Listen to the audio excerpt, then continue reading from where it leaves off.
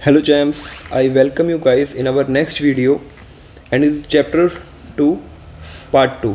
ठीक है, इससे पहले की वीडियो में हमने इंडियन इकॉनमी 1950 टू 1990 को अच्छे से डिस्कस किया था, बट ये चैप्टर हमने कंप्लीट नहीं किया था, कुछ पार्ट इसका रह गया था। उस कंप्लीट करेंगे उस पार्ट को आज हम इस वीडियो में। ओके, आई होप कि इस चैप्टर में आपको कोई प्रॉब्लम नहीं रही होगी। जैसे कि इंट्रोडक्शन के साथ हमने इकोनॉमिक सिस्टम की इंडियन गवर्नमेंट ने क्या इकोनॉमिक सिस्टम को ऑप्ट किया। पहले तो वो कैपिटलिस्ट इकोनॉमी की तरफ गए, बट उनको उसमें भी कुछ फॉल्ट नज़र आया, और फिर सोशलिस्ट इकोनॉमी की तरफ गए तो उसमें भी पूरा कंट्रोल हो जाता स्टेट का on the private property, and that is not good for the democracy, right. So that's why Indian government ने अडॉप्ट किया सोशलिस्ट मॉडल ऑफ इकोनॉमी। ठीक है, सो हमने ये अच्छे से डिस्कस किया था अपने लास्ट वीडियो में। हमने देखा कि प्लान क्या होता है। ठीक है, प्लान होता है resources of a nation that put to use. ठीक है, और हमने गोल्स देखे, 5 ईयर प्लान देखे, हमने फोर गोल्स देखे जो 5 ईयर प्लान के थे। पहला था ग्रोथ, ठीक है, हमारा सेकंड था, 1 सेकंड गाइस, हमारा सेकंड था मॉडर्नाइजेशन, सेल्फ रिलायंस, एंड हमारा फोर्थ था इक्विटी। ओके, सो हमने ये चारों गोल्स को देखा। हमने एग्रीकल्चर की कंडीशन कैसी थी, कैसे इंप्रूवमेंट हुई एग्रीकल्चर में with the land reform, with the land ceiling act of government. Okay, and क्या लूप होल्स थे उस लैंड रिफॉर्म्स वाली पॉलिसी में, लैंड सीलिंग वाली पॉलिसी में क्या लूप होल्स रह गए थे। ठीक है, उसको हमने डिस्कस किया। हमने डिस्कस किया ग्रीन रेवोल्यूशन, ग्रीन रेवोल्यूशन से किस तरीके से एग्रीकल्चर इम्पैक्ट हुआ और किस तरीके से हम फूड प्रोडक्शन में सेल्फ सफिशिएंट हो पाए। ओके, सो जैसे कि फूड प्रोडक्शन ज़्यादा होने लग गया, तो अभी तक जो फार्मर्स सिर्फ अपनी ज़रूरतें पूरी करने के लिए ही वो उगाते थे, क्या कहते हैं, क्रॉप्स को, अब वो सरप्लस के तौर पर उगाने लगे। यानी अपनी ज़रूरतों को पूरी करने के बाद भी उनके पास कुछ सरप्लस बच जाता था, तो वो क्या करते थे, उस सरप्लस को वो मार्केट में सेल कर सकते थे, एक्सपोर्ट कर सकते थे। ठीक है, तो इंडियन गवर्नमेंट ने क्या किया कि ग्रीन रेवोल्यूशन के साथ हम सेल्फ सफिशिएंट तो हुए ही फूड प्रोडक्शन में, along with that we have surplus for the market also and for the export purpose also. So क्या हुआ कि ग्रीन रेवोल्यूशन की वजह से प्राइसेस जो है कम होने लग गए, क्योंकि अभी तक क्रॉप्स जो है लिमिटेड थी, बट अब क्रॉप्स की सप्लाई इंक्रीज हुई, तो सप्लाई इंक्रीज होगी तो प्राइस जो है रिड्यूस होगा। ठीक है, तो जब प्राइस रिड्यूस हुआ तो जो अभी तक नहीं ले पाते थे लो इनकम ग्रुप के पर्सन्स, ठीक है, उनको भी अफोर्ड करने लग गए वो इजीली। ठीक है, उनको भी चीप प्राइस पे क्रॉप्स की अवेलेबिलिटी मिलने लगी। ठीक है, तो हमने यहाँ तक अपने डिस्कस किया था कि green revolution enabled the government to procure sufficient amount of food grains to build a stock which could be use in times of food shortage. और गवर्नमेंट भी एज अ बफर की तरह फूड क्रॉप्स को रखने लग गई, ताकि at the time of shortage और at the time of emergency we can use that. ठीक है, सो आगे डिस्कस करते हैं। While the nation had immensely benefited from the green revolution, the technology involve was not free from risk. ठीक है, तो green revolution के काफ़ी फ़ायदे थे, बट ये एक तरीके की टेक्नोलॉजी ही थी कि नए हमने वैरायटी ऑफ सीड्स को इंट्रोड्यूस किया था, तो उसके कुछ रिस्क भी थे। पहला रिस्क था was the possibility that it would increase the disparities between small and big farmers. किस तरीके से, क्योंकि आपको पता ही है कि ग्रीन रेवोल्यूशन में हमें HYV सीड्स इंट्रोड्यूस जो हुए थे, तो उसको जो हम क्रॉप खेत में उसको इंसीड करते हैं, तो क्या होता है ना, उसमें फर्टिलाइज़र की रिक्वायरमेंट होती है, उसमें लॉट्स ऑफ वाटर की रिक्वायरमेंट होती है, पेस्टिसाइड्स की रिक्वायरमेंट होती है, तो हर फार्मर उसको परचेज नहीं कर सकता, हर फार्मर के पास इतनी इनकम नहीं होती। तो इसी तरीके से कह रहे हैं कि स्मॉल और बिग फार्मर्स के बीच में एक गैप क्रिएट हो जाता। ठीक है, since only the big farmers को अफोर्ड द रिक्वायर्ड इनपुट्स, ठीक है, thereby reaping most of the benefits from the green revolution. Moreover, the HYV's crops were also more prone to attack by pests। जैसे कि मैंने बोला कि pesticide की requirement भी होती थी, क्योंकि ये पेस्ट से अटैक होता था ज़्यादातर केसेस में। And the small farmers who adopted this technology could loose everything in a paste attack. ठीक है, तो पेस्ट अटैक में उनकी क्रॉप्स सारी नष्ट हो जाती, ख़राब हो जाती। ठीक है, तो क्या हुआ, fortunately these fears did not came true because of the steps taken by the government. देखिए, ये रिस्क तो थे, बट इंडियन गवर्नमेंट ने इसको उसको अपने तरीके से इसको ढाल दिया। ठीक है, मतलब इसको कम कर दिया risk by providing loans at low interest rate, ठीक है, टू द स्मॉल फार्मर्स, और subsidized fertilizer that small farmers could have access to needed inputs. ठीक है, तो जिन फार्मर्स को पैसे की ज़रूरत थी, ठीक है, तो उनको हम गवर्नमेंट ने लोन्स प्रोवाइड करें at very small interest rate, ठीक है, और चीप इंटरेस्ट रेट पे, और स्मॉल फार्मर्स को और सब्सिडीज़ भी दे दी फर्टिलाइज़र खरीदने के लिए। ठीक है, तो फर्टिलाइजर्स खरीदने के लिए तो सब्सिडीज़ आज भी गवर्नमेंट देती है एग्रीकल्चर की फील्ड में काफ़ी क्रॉप्स पे। So since the small farmers could obtain the required inputs, the output of the small farms equal the output of large farms in the course of time. और इसी तरीके से जो स्मॉल फार्म्स है वो लार्ज फार्मर्स के साथ compete करने लग गए, बिकॉज उनको भी रिक्वायर्ड इनपुट्स ऑब्टेन होने लग गए ईजिली। तो एज अ रिजल्ट क्या हुआ, green revolution benefited the small as well as rich farmers both. The risk of small farmers being ruined when pests attack their crops was considerably reduced by the services rendered by the research institute established by the government। और ये paste attack वाला खतरा था, इसको भी government के through काफ़ी हद तक रिड्यूस कर दिया गया, बिकॉज रिसर्च इंस्टीट्यूट ने कुछ सोल्यूशन निकाला था जिसकी वजह से हम पेस्ट अटैक्स के भी बच सकते थे। सो हमने ये देखा कि एग्रीकल्चर किस तरीके से उसमें इम्प्रूवमेंट हुई, ठीक है, किस तरीके से सरप्लस जनरेट हुआ, और HYV सीड्स मेजर फोकस मेरा है यहाँ पे। HYV सीड्स की क्या बेनिफिट थे और क्या डीमेरिट थे, और डीमेरिट को किस तरीके से गवर्नमेंट ने सॉल्व किया by subsidies, by providing low interest rate and by providing loans at low interest rate. Okay, so all these things contribute to the production और इम्प्रूवमेंट इन द एग्रीकल्चर। ठीक है, so you should note that the green revolution would have favoured the rich farmers only if the state did not play an extensive role in ensuring the small farmers also gain from the new technology. तो अगर government intervene नहीं करती और help नहीं करती लोगों की, तो ये सिर्फ ग्रीन रेवोल्यूशन सिर्फ बड़े फार्मर्स के लिए ही फ़ायदेमंद होता, ना कि स्मॉल फार्मर्स के लिए। But with the effort of the government ये एक सक्सेसफुल मूव रहा और इसी वजह से ग्रीन रेवोल्यूशन सक्सेसफुल हो पाया। ठीक है, अब ये डिबेट होती है सब्सिडीज़ के ऊपर कि सब्सिडीज़ मिलनी चाहिए फार्मर्स को कि नहीं मिलनी चाहिए। The economic justification of subsidies in agriculture is at present a hotly debated question. ठीक है, ये डिबेटेड क्वेश्चन है। It is generally agreed that it was necessary to use subsidies to provide an incentive for adoption of new HYV technology by farmers in general and small farmer in particular. तो subsidies ज़रूरी इस वजह से हैं because ये incentive provide करती हैं ताकि फार्मर्स जो हैं HYV सीड्स को यूज़ करें अपने फील्ड में। ठीक है, तो होना तो चाहिए क्योंकि ये एक बहुत इंपॉर्टेंट स्टेप था जिससे हम फूड में सेल्फ सफिशिएंस हो पाए, फूड प्रोडक्शन में, और हमने स्मॉल फार्मर्स को compete करने के लिए मौका दिया विद द लार्ज फार्मर्स। ठीक है, any new technology will be looked upon as being risky by the farmers. कोई भी न्यू टेक्नोलॉजी आती है तो शुरुआत में रिस्की ही लगती है, तो subsidies were therefore needed to encourage farmers to test the new technology. Subsidies मिलेगी तो फार्मर्स को कॉन्फिडेंस होगा कि गवर्नमेंट सपोर्ट कर रही है, तो गवर्नमेंट अगर सपोर्ट कर रही है तो टेक्नोलॉजी अच्छी होगी, इस वजह से वो इम्प्लीमेंट करेंगे उस सब पॉलिसी को, उस टेक्नोलॉजी को अपने फील्ड में। ठीक है, तो some economists believe that once the technology is found profitable and is widely adopted, subsidies को हम हटा देंगे। ठीक है, subsidies should not be phase out since their purpose has been served. ठीक है, further subsidies are meant to benefit the farmers but a substantial amount of fertilizer subsidy also benefit the fertilizer industry. देखिए, जैसे कि subsidies benefit करती है small farmers को जिनके पास इतने पैसे नहीं है कि वो अफोर्ड कर पाएँ फर्टिलाइजर्स और पेस्ट को, ठीक है, सीड्स की कॉस्ट को, तो उस केस में तो उनको हेल्प करती है, बट ये फर्टिलाइजर इंडस्ट्रीज को भी हेल्प करती है ग्रो करने में।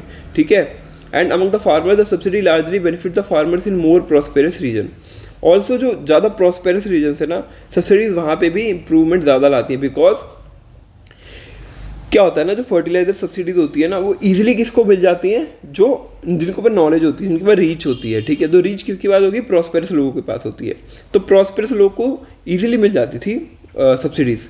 Therefore it is argued that there is no case for continuing with the fertilizer subsidy because it does not benefit the target group and it is a huge burden on the government finances.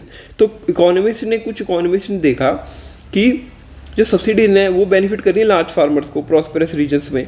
ठीक है, small farmers जो target group है उनको हो नहीं रहा है, तो इस वजह से इसको डिसकंटिन्यू करते, उनका एक मानना था। ठीक है, एक आर्ग्यूमेंट दी उन्होंने। On the other hand some believe that the government should continue with the agricultural subsidies because farming in India continues to be a risky business. ठीक है, risky business किस तरीके से, because crop is dependent on the monsoon. Also drought आ जाता है, कभी कभी फ्लड्स आ जाते हैं, तो उस केस में क्या करेगा फार्मर, इसीलिए सब्सिडीज एक इंसेंटिव प्रोवाइड करती हैं फार्मर्स को to continue growing the crop. Okay, so अगर हम उनसे ये बेनिफिशियल चीज़ भी छीन लेंगे तो उनके पास कोई इंसेंटिव नहीं रहेगा आगे बढ़ने के लिए, काम करने के लिए। तो कुछ ने आर्ग्यू किया कि सब्सिडीज़ को कंटिन्यू करते हैं। Most farmers are very pure and they will not be able to afford the required inputs without subsidies, और वो सब्सिडीज़ के बिना रिक्वायर्ड इनपुट्स को नहीं खरीद पाएंगे क्योंकि वो बहुत ज़्यादा पुअर हैं। ठीक है, तो हमें क्या करना है, eliminating subsidies will increase the inequality between rich and poor farmers and violate the goal of equity, और ये इनक्वालिटी इंक्रीज करेगा और हमारे गोल ऑफ इक्विटी को भी फुलफिल नहीं होने देगा अगर हम सब्सिडीज़ को हटाते हैं। तो these experts argue that if subsidies are largely benefiting the fertilizer industry and big farmers, the correct policy is not to abolish subsidy but to take steps to ensure that only the poor farmers which enjoy the benefits। यानी कि implementation, subsidies देने का जो implementation है वो improve होना चाहिए, ना कि हम सब्सिडीज़ को ही हटा दें। हम इम्प्लीमेंटेशन अच्छा करेंगे, जिनको टारगेट ग्रुप को मिलनी चाहिए सब्सिडीज हम उनको प्रोवाइड करेंगे तो ये बेनिफिट करेगा इन द लॉन्ग रन। ठीक है, thus by the 1960s Indian agricultural productivity has increase. 1960 तक इंडियन एग्रीकल्चरल प्रोडक्टिविटी इंक्रीज हुई, ठीक है, sufficiently to enable the country to be self sufficient in the food grains. This is an achievement to be proud of, because हम 1947 में ही independent हुए थे और हमने 1960 तक सेल्फ सफिशिएंसी अचीव कर ली, तो एक प्राउड मूवमेंट था इंडिया के लिए। On the negative side, some 65% of the country's population continue to be employed in agriculture even as late as 1990s। ठीक है, तो नेगेटिव चीज़ ये थी कि 1990s तक भी हमारी कंट्री के most of the persons were occupational जो सेक्टर था वो डोमिनेट कर रहा था एग्रीकल्चर, यानी 65% जो थे लोग अभी भी कंटिन्यू कर रहे थे एग्रीकल्चर में। ठीक है, तो economist has found that as a nation becomes more prosperous, the proportion of GDP contributed by the agriculture as well as the proportion of population working in the sector declines considerably। लेकिन जैसे जैसे nation prosper हुआ, जो GDP का contribution था agriculture से वो धीरे धीरे डिक्लाइन करने लग गया। ठीक है, अलॉन्ग विद दैट कि सारे लोग 65% of the population working in the agriculture, despite that GDP का कंट्रीब्यूशन इस सेक्टर से बहुत कम होने लग गया, रिड्यूस होने लग गया। ठीक है, तो in India between 1950 and 1990 the proportion of GDP contributed by the agriculture declined significantly by not but not the population depending on the it। तो 67.5% in 1950 to 64.9% in 1990। तो ये GDP का नंबर आप देख रहे हैं। देखिए GDP होता है ग्रॉस डोमेस्टिक प्रोडक्ट, और मैंने अपने GDP वाले वीडियो में इसको अच्छे से डिस्कस किया है। तो अगर आपको GDP वाले कॉन्सेप्ट पे कोई प्रॉब्लम है तो आप मेरा वो वाला वीडियो जाके देख सकते हैं। ठीक है, एक्चुअली में क्या हुआ कि 1950 के टाइम पे जो एग्रीकल्चर प्रोवाइड कर रहा था GDP में वो था 67.5%, बट 1990 तक ये 64.9% हो गया, जो कि डिक्लाइन था एक। तो why such a large proportion of population engaged in agriculture although agricultural output could have grown with much less population working in the sector। एक ये क्वेश्चन अराइज होता है कि इतने लोग ज़्यादा क्यों हैं एग्रीकल्चर में, जब एग्रीकल्चर में लोग कम लोग भी उतना प्रोडक्शन दे सकते हैं, अच्छा प्रोडक्शन, तो इतने ज़्यादा लोग क्यों हैं। ठीक है, तो answer two is that industrial sector and the service sector did not absorb the people working in agriculture sector. तो एक्चुअली क्या है कि जो इंडस्ट्रियल सेक्टर है और सर्विस सेक्टर है वो रिक्वायर करता है स्किल्स रिक्वायर करता है। ठीक है, और हमारे इंडिया में उस टाइम पे इतने अच्छे से इंडस्ट्रियल सेक्टर और सर्विस सेक्टर डेवलप हुआ भी नहीं था, बिकॉज गवर्नमेंट का मेजर फोकस था एग्रीकल्चर सेक्टर को इम्प्रूव करने में और इंडस्ट्रियल सेक्टर को इम्प्रूव करने में। ठीक है, तो सर्विस सेक्टर इतना हुआ नहीं, तो वो एब्जॉर्ब नहीं कर पा रहा था जो ये लोग आए थे एग्रीकल्चर सेक्टर से, इसलिए ज़्यादातर लोगों को एग्रीकल्चर की फील्ड में ही रहना पड़ा, काम करना पड़ा। मैंने economist call this is an important failure of our policy followed during 1950 to 1990। तो इकोनॉमिस्ट कहते हैं कि ये हमारा एक मेजर फेलियर था कि हम इंडस्ट्रियल सेक्टर और सर्विस सेक्टर को अच्छे से ग्रो नहीं कर पाए और एग्रीकल्चर सेक्टर में ही ज़्यादा लोग डिपेंडेंट रहे। ठीक है, अब हमने एग्रीकल्चर को अच्छे से डिस्कस किया, अब हम डिस्कस करेंगे इंडस्ट्री और ट्रेड को। ठीक है, तो इससे पहले हम एक चीज़ डिस्कस कर लेते हैं कि हमारे सेकंड 5 ईयर प्लान में हमारे जो पीसी महालनोबिस थे उन्होंने बहुत एक इम्पॉर्टेंट रोल प्ले किया था, बिकॉज उन्होंने सर्विस हमारे हैवी इंडस्ट्रीज़ को फोकस किया। इनको हम महालनोबिस कहते हैं the architect of Indian planning. ठीक है, many distinguished thinkers contributed to the formulation of India's 5 year plans. ठीक है, among them the name of statistician Prasanta Chandra Mahalanobis, PC Mahalanobis stand out. ठीक है, इन्होंने बहुत ही इंपॉर्टेंट कंट्रीब्यूशन दिया था। ठीक है, तो महालनोबिस जो थे हमारे 1893 में कलकत्ता में, ये आपको इंपॉर्टेंट नहीं है, इनकी थोड़ी सी बैकग्राउंड है। ठीक है, यहाँ से हम देखते हैं कि Mahalanobis established the Indian Statistical Institute in Calcutta and started a journal Sankhya which will serve as a respected forum for statisticians to discuss their ideas. तो इन्होंने ISI, ठीक है, इंडियन स्टैटिस्टिकल इंस्टीट्यूट कलकत्ता में इस्टेब्लिश किया और सांख्य अपना एक नया जर्नल निकाला जिसमें ये स्टैटिस्टिशियंस को और उनके आइडियाज़ को डिस्कस करते थे.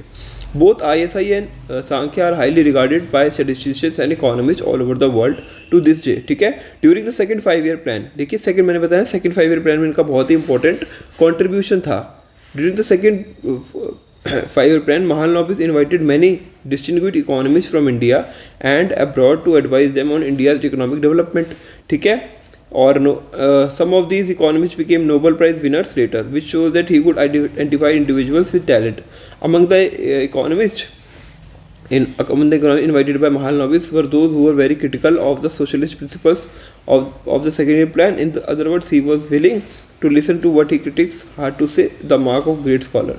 मतलब इसमें ये चीज़ कही गई है कि कुछ इकोनॉमिस्ट को बुलाया गया जिसमें से जो अच्छे थे उनको पॉइंट स्टैंड आउट कर गए और वो थे हमारे एक महालनोबिस जी. ठीक है, तो इन्होंने यहाँ पे ये डिस्कस नहीं किया है कि इन्होंने किस पे फोकस किया 5 ईयर प्लान में, बट इनके बारे में थोड़ा सा डिस्कस किया गया है कि इन्होंने किस तरीके से कंट्रीब्यूशन दिया था PC महालनोबिस जी ने. तो मैं आपको वैसे बता देता हूँ कि इन्होंने हैवी इंडस्ट्रीज़ को फोकस किया अपने सेकंड 5 ईयर प्लान में. इन्होंने कहा कि हमें हैवी इंडस्ट्रीज़ इस्टेब्लिश करनी चाहिए इंडिया में जिसके थ्रू हम अपने इंडस्ट्रियल सेक्टर को ग्रो कर पाएंगे. ठीक है, मैन्युफैक्चरिंग सेक्टर को इंक्रीज कर पाएंगे और अब एग्रीकल्चर के साथ साथ हम इंडस्ट्रीज़ पर भी फोकस कर पाएंगे.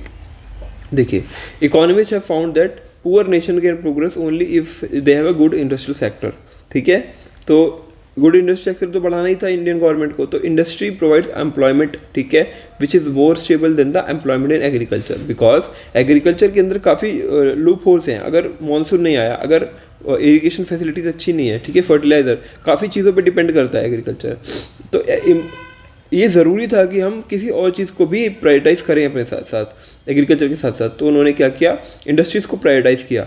ठीक है, which is more stable then the employment in agriculture, और वहाँ पे एम्प्लॉयमेंट की स्टेबिलिटी भी ज़्यादा थी. तो और हमें एग्रीकल्चर से निकाल के लोगों को किसी और फील्ड में तो डालना ही था, बिकॉज यहाँ पे वो ज़्यादा लोग काम कर रहे थे और उतना प्रोडक्टिविटी नहीं दे पा रहे थे.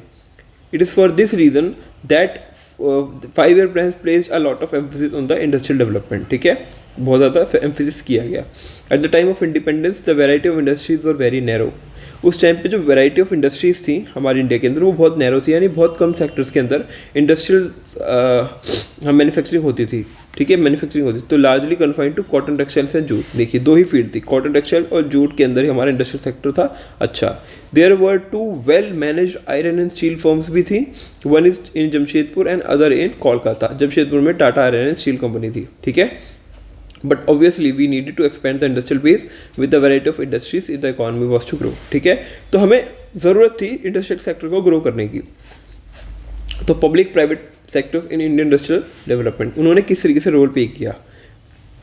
The big question facing the policy makers was what should be the role of the government and the private sector in industrial development, यानी क्या रोल होना चाहिए प्राइवेट और गवर्नमेंट सेक्टर का इन the industrial development. Eight the time of independence Indian industries did not have the capital, इतनी capital नहीं थी ना गवर्नमेंट के पास भी कि वो अंडरटेक कर पाए हैवी इंडस्ट्रीज़ को, इन्वेस्टमेंट कर पाए इंडस्ट्रियल वेंचर्स में for the development of Indian economy. Nor was the market big enough to encourage industrialist to undertake major projects even if they have capital to do so. तो इतनी बड़ी market भी नहीं थी कि कैपिटलिस्ट इनकरेज हो पाए कि वो अपना पैसा लगा पाएँ. तो क्या हुआ, it is principally for this reason that the erstwhile governor had to play an extensive role in promoting the industrial sector. In addition, decision to develop the Indian economy on socialist line led to the policy of government controlling the commanding heights of the economy as the second 5 year plan put it. ठीक है, तो decision जो था कि हम socialist model पे भी follow करेंगे, तो उससे क्या हुआ कि गवर्नमेंट जो है कंट्रोल करने लगी कमांडिंग हाइट, मतलब ज़्यादा केसेस ऑफ इंडस्ट्रियल सेक्टर. ठीक है, सेकंड 5 year प्लान में. This mean that the government would have complete control of those industries that were vital for the economy. तो गवर्नमेंट का ही मेजर कंट्रोल था उन इंडस्ट्रीज़ पे.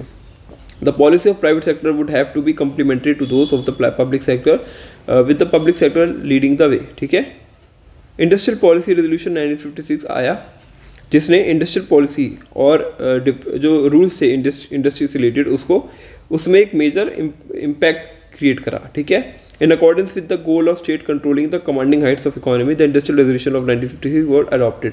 ठीक है, कि जैसे हमारी जो इंडस्ट्रियल सेक्टर था वो उस पर कंट्रोल ज़्यादातर गवर्नमेंट का था, ठीक है। तो इंडस्ट्रियल पॉलिसी रेजोल्यूशन ने ऐसा क्या चेंज किया उस पॉलिसी में? This resolution form the basis of second 5 year plan, ठीक है। एक बेसिस की तरह काम किया, एक बेस की तरह काम करा for the second 5 year plan. The plan which tried to build the basis for socialist pattern of society, ठीक है। This resolution classified industries into 3 categories. इसने क्या करा, इंडस्ट्रीज को 3 कैटेगरीज में डिवाइड किया। The first category comprise industries which could B exclusively owned by the government. एक तो इंडस्ट्रीज जो सिर्फ गवर्नमेंट ओन करेंगी। The second considered of industries in which the private sector could supplement the efforts of public sector, ठीक है।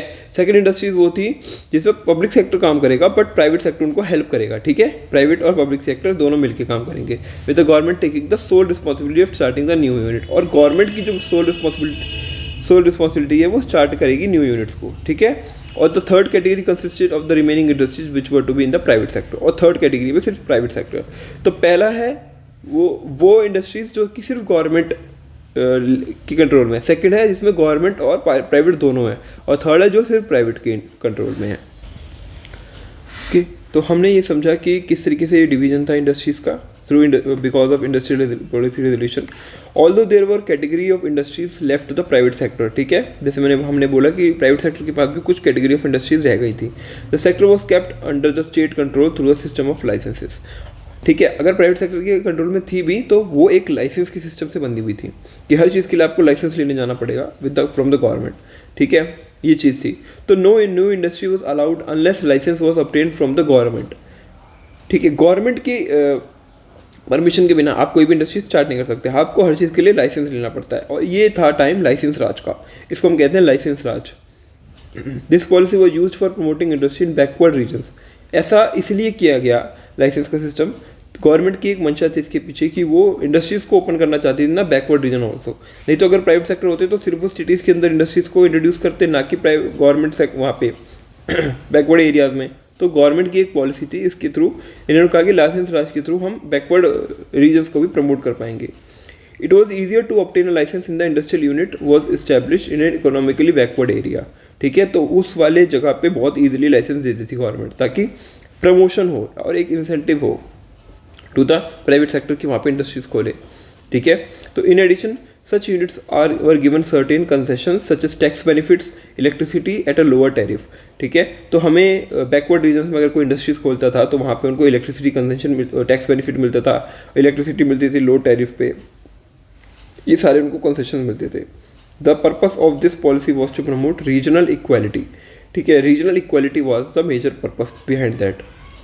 Even an existing industry had to obtain a license for expanding output for diversifying its production. Also, जो existing industry है, ठीक है, उसको भी अपना licence लेना पड़ता था अगर वो एक्सपैंड करना चाहते हैं, ठीक है, और डिफरेंट सेक्टर्स अपने इंडस्ट्रीज को ओपन करना चाहता है तो उसके लिए भी उसको डाइवर्सिफाई करने के लिए भी उसको लाइसेंस लेना पड़ता था, ठीक है। This was meant to ensure that the quantity of goods produced was not more than what the economy required. और इन्होंने तो एक्चुअली में क्वांटिटी ऑफ गुड्स जितना प्रोड्यूस करना है उसके ऊपर भी लाइसेंस का सिस्टम लगाया था, ठीक है, ताकि उतना ही प्रोड्यूस हो जितना इकोनॉमी को रिक्वायरमेंट हो। तो licence to expand production was given only if the government was convinced that the economy required a larger quantity of goods. और फूड्स और production of goods and service को इंक्रीज करने के लिए लाइसेंस तभी मिलता था जब गवर्नमेंट को लगता था कि हाँ रिक्वायरमेंट है इकोनॉमी में, ठीक है। तो ये चीज़ क्या है, बहुत ज़्यादा एक रिस्ट्रिक्शन लगा रही है, आपको लग रहा है कि देखने में पता चला कि बहुत ज़्यादा रिस्ट्रिक्शन है प्राइवेट सेक्टर पे, उसको एक्सपैंड करने के लिए बहुत दिक्कतें आ रही हैं। और लाइसेंस का सिस्टम है तो आपको पता ही होगा कि यहाँ पे फिर करप्शन होगा ही अच्छे से, बिकॉज हर चीज़ में अगर कोई लाइसेंस लेने जाएगा तो ऑफिसर सामने बैठा हुआ ब्राइब डिमांड करेगा ही। तो ये जो चीज़ें थी इसी से हमारी इंडियन इकॉनमी बहुत पीछे चली गई, ठीक है। 1960 के साथ जो ग्रोथ थी हमारी वो धीरे धीरे रिड्यूस होने लग गई 1990 तक, ठीक है। और तभी हमने लिबरलाइजेशन, प्राइवेटाइजेशन, ग्लोबलाइजेशन जैसे स्टेप्स को लेना पड़ा हमें, बिकॉज ये लाइसेंस राज ने हमारी इकॉनमी को बहुत ज़्यादा बैकवर्ड कर दिया था, ठीक है। सारी चीज़ें गवर्नमेंट के हाथ में थी और गवर्नमेंट कंट्रोल कितना, गवर्नमेंट हमेशा वेलफेयर पर्पस के लिए काम करती है, not for the profit purpose, ठीक है। तो अगर प्रॉफिट पर्पस नहीं है तो ग्रो कैसे होगी, ग्रोथ नहीं हो पाएगी क्योंकि हम हमेशा लॉसेस में रहेंगे। तो वही चीज़ हुई, ठीक है। प्राइवेट सेक्टर करता है फॉर द प्रॉफिट मोटिव, तो प्राइवेट सेक्टर का हमेशा मोटिव रहेगा कि वो प्रॉफिट को बनाए, तो उसी से इंप्रूवमेंट और ग्रोथ दिखती है, ठीक है। तो ये चीज़ें थी कि लाइसेंस राज की वजह से ये सब चीज़ें की दिक्कतें स्टार्ट हो गई थी। स्मॉल स्केल इंडस्ट्रीज 1955 ठीक है, the village and small scale industries committee also called Karve committee noted the possibility of using small scale industries for promoting rural development. ठीक है, तो कार्वे कमिटी 1955 में आई और उसने ये नोटेड किया कि स्मॉल स्केल इंडस्ट्रीज जो है वो प्रमोट कर सकती हैं इन द रूरल डेवलपमेंट। ठीक है, a small scale industries defined with reference to the maximum investment allowed in the asset of a unit. ठीक है, कितना मैक्सिमम पैसा हम इन्वेस्ट करते हैं उसके बेसिस पे डिपेंड होता है कि वो स्मॉल स्केल है या लार्ज स्केल है, कितना पैसा हम इन्वेस्ट कर रहे हैं। ठीक है, तो the limit has change over a period of time. तो गवर्नमेंट ने धीरे धीरे लिमिट को इंक्रीज ही किया होगा, बिकॉज मान लीजिए अगर हम पहले 50 लाख थी तो उसको 60 लाख किया होगा, 70 लाख, एक जस्ट एग्जांपल ले रहे हैं। तो अगर इतनी इन्वेस्टमेंट है तो वो स्मॉल स्केल इंडस्ट्री है। तो इस तरीके से कैटेगराइजेशन गवर्नमेंट करती थी। तो 1950 में small scale industries unit which मतलब 1950 में जो स्मॉल स्केल था इंडस्ट्रियल यूनिट विच वॉज वो जो इन्वेस्ट कर रहा है अब मैक्सिमम रुपीज़ ऑफ 5 लाख। ठीक है, तो 950 में जो 5 लाख इन्वेस्ट कर रहा है वो स्मॉल स्केल कैटेगरी में आता है। At present the maximum investment allowed is rupees 1 crore. ठीक है, और आज के टाइम पे देखा जाए तो 1 करोड़ की जो इन्वेस्टमेंट है वो स्मॉल स्केल में आती है। तो 5 लाख से आज के टाइम पे 1 CR, तो देखिए इंप्रूवमेंट तो हुआ ही है। स्मॉल स्केल की जो डेफिनेशन है वो चेंज हुई है over the period of time.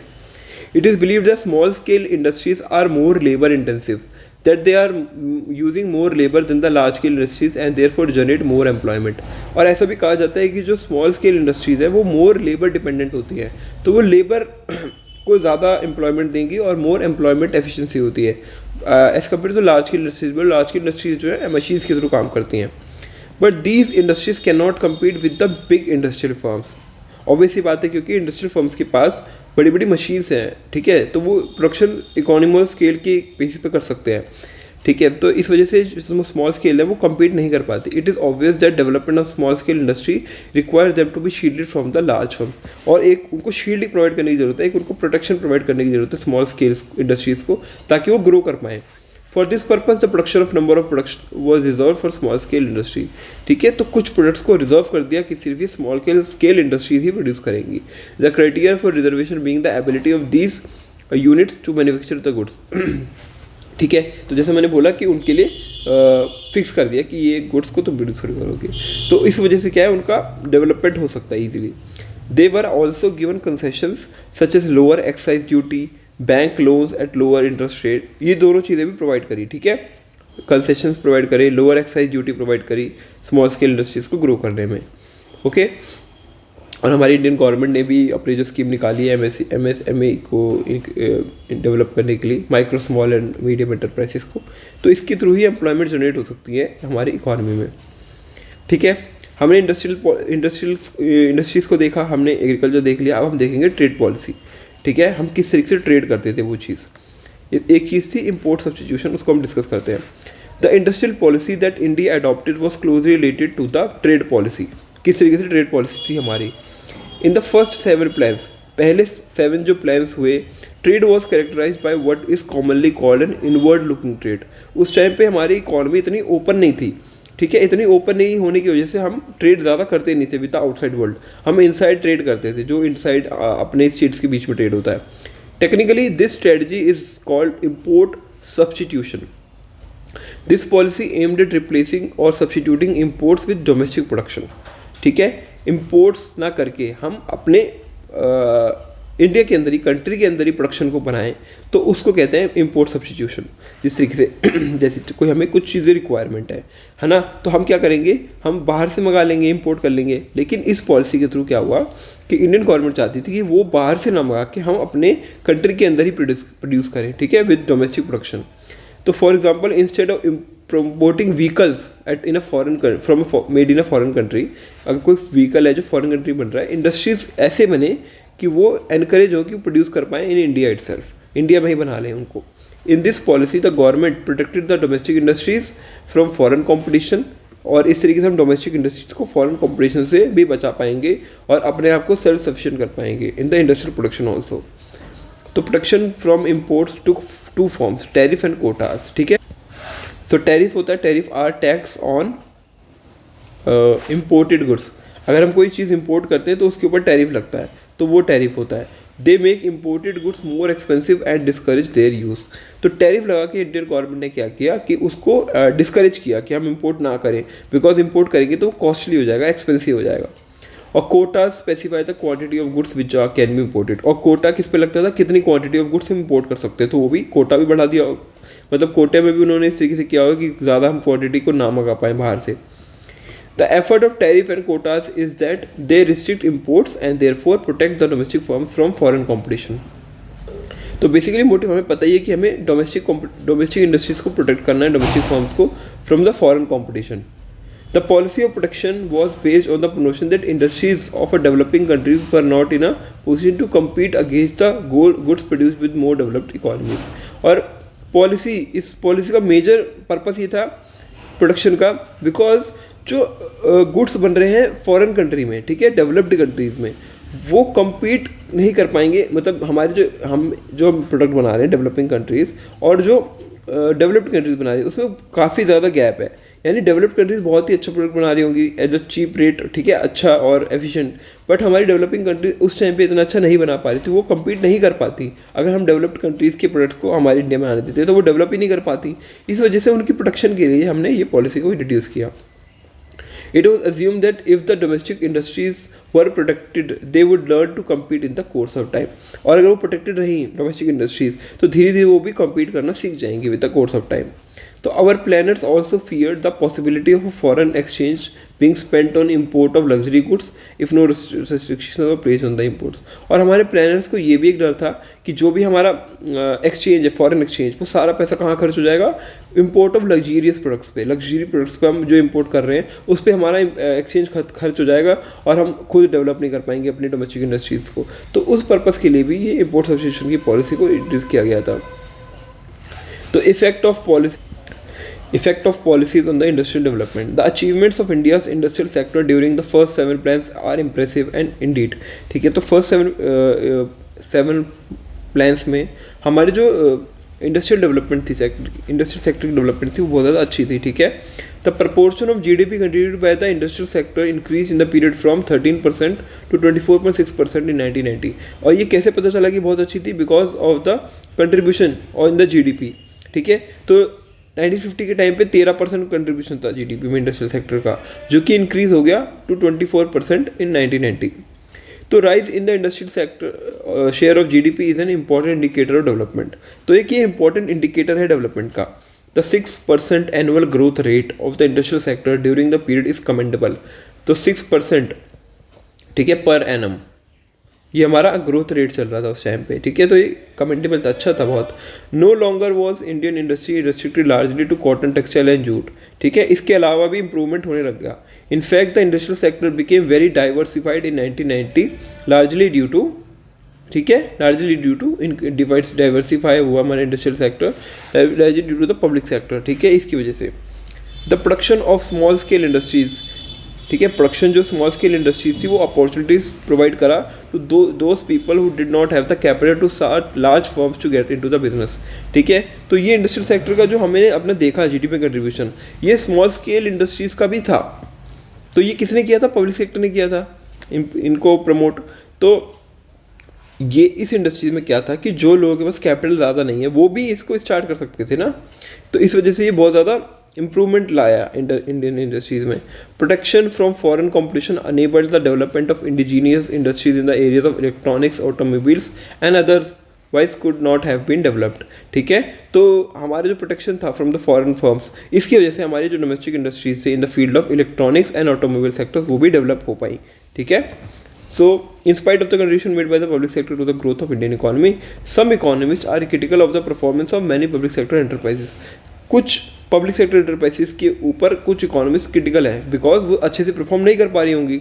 It was propose at the beginning of this chapter that initially public sector, देखिए, initially public sector was required in a big way. शुरुआत में बहुत ज़्यादा ज़रूरत थी पब्लिक सेक्टर की, बिकॉज उस टाइम पे नीड थी, पब्लिक सेक्टर की इंटरवेंशन की ज़रूरत थी, क्योंकि उस टाइम पे हमारी कंडीशन इतनी अच्छी नहीं थी। It is now widely held that state enterprises continue to produce certain goods and services often monopolising them. Monopolising का वर्ड होता है मोनोपोली, यानी गवर्नमेंट की मोनोपोली होना, कि वो प्रोडक्ट सिर्फ गवर्नमेंट ही प्रोड्यूस करेगी। Although this was no longer required. अब उसकी ज़रूरत नहीं थी बिकॉज इकोनॉमी एक स्टेबल कंडीशन में आ चुकी थी। लेकिन गवर्नमेंट ने अभी भी उस अपने चांस को नहीं छोड़ा कि हम हर चीज़ को कंट्रोल करेंगे, हैं हर चीज़ में लाइसेंस सिस्टम लगाएंगे। तो ये एक मेजर इकोनॉमिस्ट कहते हैं कि एक मेजर लूप होल था, एक ये दिक्कत वाली चीज़ थी कि गवर्नमेंट इस चीज़ को अभी भी रख रखा था। This industries continue to be reserved for the public sector even after it was realized that the private sector firms could also provide it। ठीक है कि प्राइवेट सेक्टर फर्म्स भी उन सब चीज़ों को प्रोवाइड कर सकते हैं, तब भी पब्लिक सेक्टर इंडस्ट्रीज़ के लिए उन फर्म्स को उन प्रोडक्शन गुड्स को वो रखा, रिजर्व रखा। Due to the absence of competition even till the late 1990s one had to wait for a long time to get a telephone connection. ठीक है, सो एब्सेंस ऑफ कॉम्पिटिशन नहीं है तो किसी ने डेवलप ही नहीं किया, तो टेलीफोन कनेक्शन के लिए लोगों को बहुत ज़्यादा वेट करना पड़ता था इन द लेट 1990s। ठीक है, another instance could be establishment of modern bread a manufacturing firm as if, एक second guys, a private sector could not manufacture bread in 2000 this was sold to the private sector. इसको छोड़िए कुछ नहीं। The point is that after 4 decades of planned development of Indian economy, 40 साल यानी 4 decades के बाद development of Indian economy ने planned way, no distinction was made between what the public sector alone can do and what the private sector can also do. यानी ये distinction नहीं हो पाया कि पब्लिक सेक्टर क्या अपने आप बना सकता है और क्या प्राइवेट सेक्टर प्रोड्यूस कर सकता है। For example even now only public sector supplies national defence, यानी सिर्फ पब्लिक सेक्टर ही नेशनल डिफेंस की सप्लाई दे रहा था। ठीक है, नेशनल डिफेंस के में जो नीड्स होती हैं इक्विपमेंट्स की, ठीक है, गुड्स की, वो चीज़ सिर्फ हमारी इंडियन गवर्नमेंट प्रोड्यूस कर रही थी। And even though the private sector can manage hotels well, yet the government also run hotels, और गवर्नमेंट होटल्स को भी गवर्नमेंट रन कर रही थी जो कि प्राइवेट सेक्टर ईजिली रन कर सकते हैं। So this has led some scholars to argue that the state should get out of areas which the private sector can manage and the government may concentrate its resources on important services which the private sector cannot provide। तो कुछ scholars का ये कहना था कि अब government को उन चीज़ों को फोकस करना चाहिए जो कि सिर्फ वो ही कर सकती है, बाकी चीज़ें प्राइवेट सेक्टर पे छोड़ दो क्योंकि वो प्रोड्यूस कर सकते हैं वो चीज़ें। Many public sector firms incurred huge losses, और इस वजह से मैनी पब्लिक सेक्टर फर्म्स जो हैं ह्यूज लॉसेस उन्होंने इनकर करे।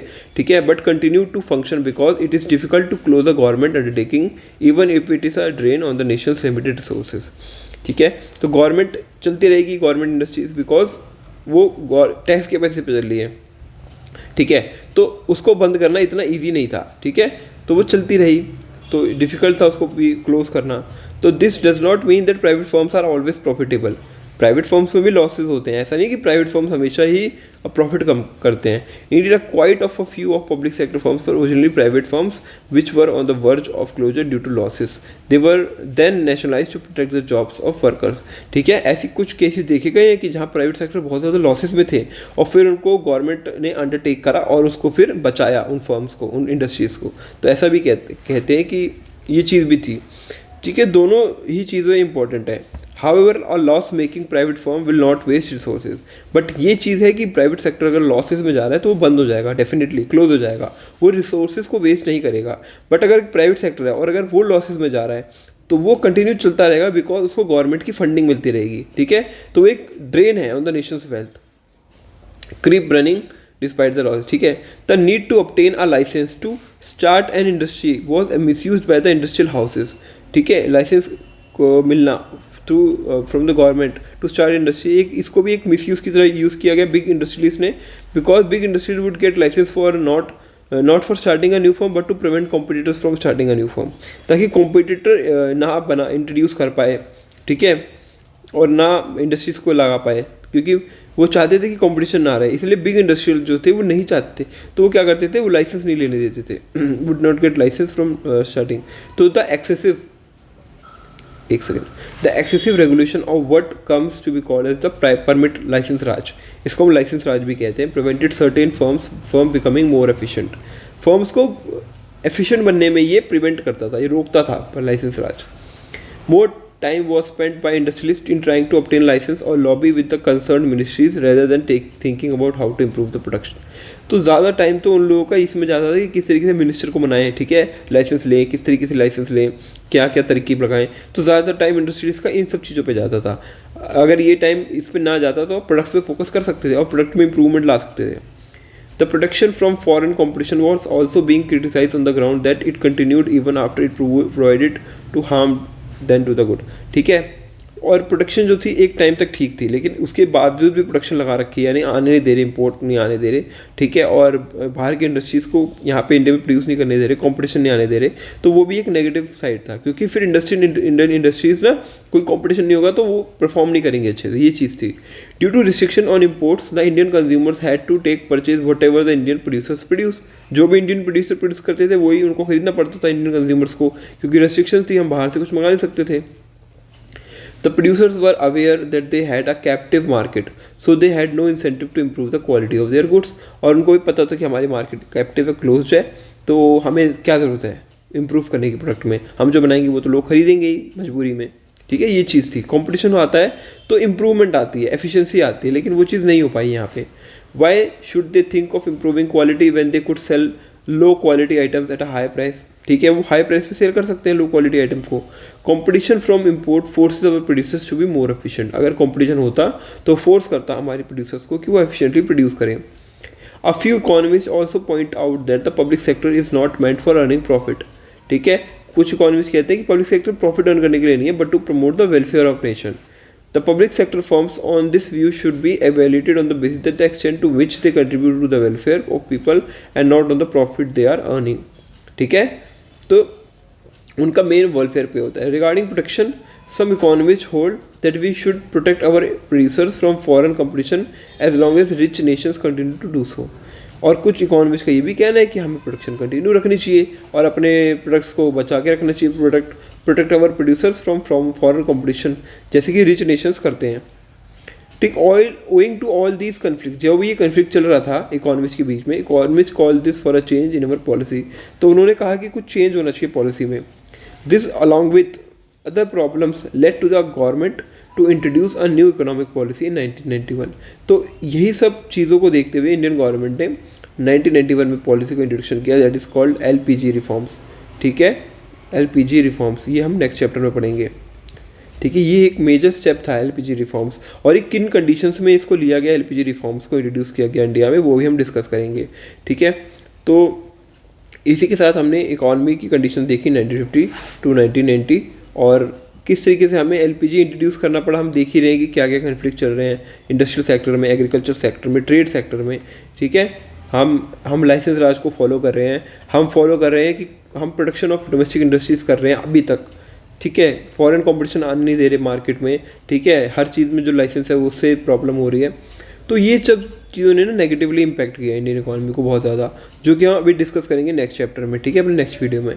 द प्रोग्रेस, जैसे कंक्लूजन पे आते हैं, the progress of Indian economy during the first 7 plan was impressive Indeed. Starting में तो 7 ईयर में 7 प्लान्स में तो अच्छी थी हमारी. ठीक है, 7 5-year प्लान्स में स्टार्टिंग में अच्छी थी, बट कुछ खामियां भी थी. Our industries became far more diversified compare to the situation in independence. ठीक है, हमारी इंडस्ट्रीज डाइवर्सिफाई करी, है ना, इंप्रूवमेंट हुआ उसमें. Indian became self sufficient in food production thanks to the green revolution. Land reforms resulted in abolition of hated zamindari system. Industrial sector, many economist became dissatisfied with the performance of many public sector enterprises. ये सब चीज़ें हुई. Excessive government regulation prevented growth of entrepreneurship. ठीक है, government regulation through licence system उसने prevent करा entrepreneurship को improve होने में, बढ़ने में. In the self name of self reliance Indian producers were protected against foreign competition. Indian producers जो थे वो प्रोटेक्टेड थे अगेंस्ट द फॉरेन कॉम्पिटिशन. ठीक है, सेल्फ रिलायंस के चक्कर में. And this did not give them the incentive to improve the quality of goods that they are produce. और इससे क्या है, प्रोटेक्शन जो मिला हुआ था ना, उसकी वजह से उन्होंने इंप्रूवमेंट नहीं किया अपने प्रोडक्ट में. ठीक है, प्रोडक्शन जो कर रहे हैं उसकी क्वालिटी में इंप्रूवमेंट नहीं किया. Indian policies were inward oriented that fail to develop a strong export sector. और इनवर्ड ओरिएंटेड होने की वजह से इंडियन इंडस्ट्रीज जो है एक्सपोर्ट नहीं कर पाई, एक्सपोर्ट सेक्टर डेवलप नहीं हो पाया. The need for reform of economic policy was widely felt in the context of changing global economic scenario, and the new economic policy was initiated in 1991. और इन सबको global economic scenarios को देखते हुए Indian government ने 1991 में LPG reforms को introduce किया. ठीक है, तो उस वीडियो को हम, उस चैप्टर को हम नेक्स्ट वीडियो में डिस्कस करेंगे.